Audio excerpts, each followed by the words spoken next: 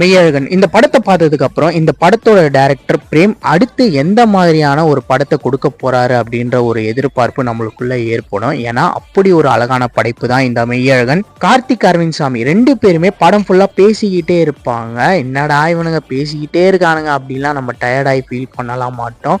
அவங்க ரெண்டு பேருக்குமான அந்த பாண்டிங் இருக்குல்ல, அது எக்ஸலண்டா ஒர்க் அவுட் ஆயிருக்கு.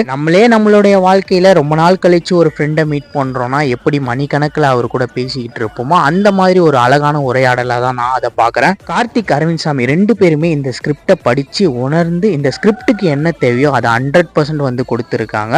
படத்தில் நடிச்சிருந்த எல்லாருமே நடிச்சிருக்காங்க அப்படின்னு சொல்றதோட அந்த கேரக்டராகவே வாழ்ந்திருக்காங்க அப்படின்னு சொல்லலாம். இப்படியெல்லாம் கூட ஒரு மனுஷன் இருப்பானா, இப்படி ஒரு அன்பை ஒருத்த மேலே காட்டுறானே, இப்படி ஒருத்தன் நம்மளோட வாழ்க்கையில இருந்தால் நம்ம வாழ்க்கை எப்படி இருக்கும் அப்படின்னு நம்மளே ஃபீல் பண்ண வைக்கிற அளவுக்கு தான் இந்த படம் இருக்கு. ரொம்ப நாள் கழிச்சு ஒரு அழகான அமைதியான படம் பார்த்த ஒரு உணர்வு